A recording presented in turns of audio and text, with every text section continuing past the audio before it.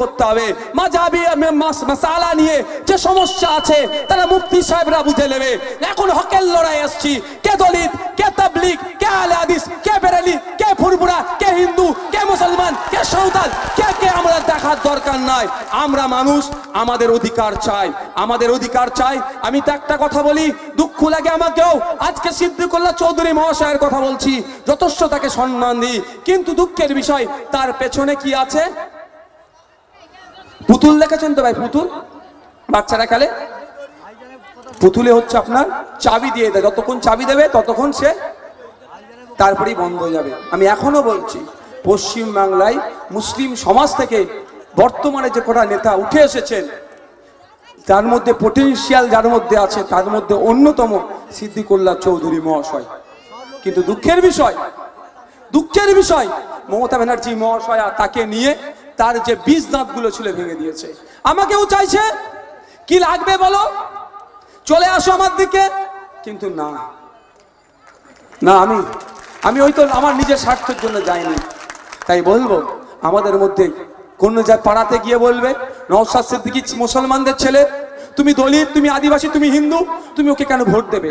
কোন জায়গায় গিয়ে বলবে নওশাদ সিদ্দিকী পীরের বাড়ির সন্তান, তুমি তাবলীগ জামাত করো, তুমি আহলে হাদিস করো, তুমি বেরেলি করো, তুমি ফুরফুরা করো, তুমি বিভিন্ন মতদর্শ মাযহাবী মতদর্শ এটা যেটা করো, কেন ভোট দেবে? আরে ভাই, একটা কথা আপনাদের বলি, এই দলুয়া খাকি আপনাদের এখানেই তো, যদি ওটা যাদবপুর লোকসভার মধ্যে পড়ছে, দলুয়া খাকিতে যে 22টা ঘরে আগুন লাগিয়ে দিয়েছিল, সবাই ফুরফুরাওয়ালা ছিল বা সবাই হিন্দু, সবাই মুসলমান, সবাই তবলিগ, এ ধরনের কোনো ব্যাপার ছিল? আমার রেশনটা চুরি করে নিচ্ছে, বালুবাবু জেলে খেটেছে, ও কি দেখে দেখে চুরি করেছিল নাকি?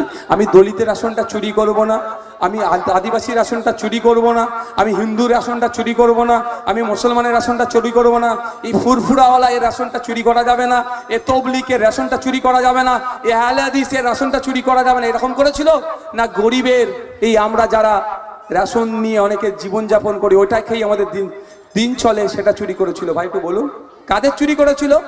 গরিবের রেশন চুরি করেছিল। আমাদের পরিচয়, আমরা অত্যাচারী, আমরা বঞ্চিত, আমরা লাঞ্ছিত, আমাদের এটাই পরিচয় হওয়া দরকার। শুধু আমাদেরকে এটা ভেঙে, মানে এটাকে আমাদেরকে ভাগ করে দিতে চাইছে ওদের রাজনৈতিক ফায়দা নেওয়ার জন্য। মায়েদের বলবো, বাপেদের বলবো, এখান থেকে বিদায় নেবেন, বাড়িতে বাড়িতে চলে যাবেন, পাড়ার চায়ের দোকানে মাছাই বসবেন, যখন একটা কথাই বলবেন, 17 বার আমরা মানুষকে বিশ্বাস করে পার্লামেন্টে পাঠিয়েছি, আমাদের সমস্যার কথা পার্লামেন্টে যে বলেনি। একবার আমরা মেঘনাদ বাবুকে বিশ্বাস করে পার্লামেন্টে পাঠাই, যদি আমাদের কথা না বলে আমরা তাকে ছুঁড়ে ফেলে দেবো, আর আপনাদের কাছে ভোট চাইতে আসবো না। আর আপনারা সকাল সকাল যাবেন ইভিএম মেশিনে, যেখানে দেখবেন খামচিহ্নটা সেটাতেই শুধু হাত দেবেন, অন্য কোনো জায়গায় হাত দেওয়ার প্রয়োজন নাই।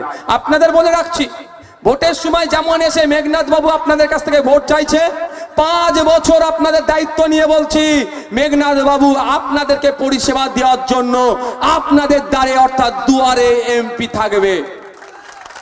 ভোটের সময় এমপি প্রার্থীরা এসে জাটা, কাকা, মামা, চাচা, মাসি, পিসি ভোটটা দাও, আর ভোট মিটে গেলে সেই মা, সেই বাপ, সেই চাচা, সেই কাকা যখন এমপির কাছে যায়, একটা সইয়ের প্রয়োজন হয়, এমপির সাথে তো পাত্তা পাওয়া যায় না, সাথে সাথে কি হয়, 500,000 না দিলে নাকি সার্টিফিকেট পাওয়া যায় না।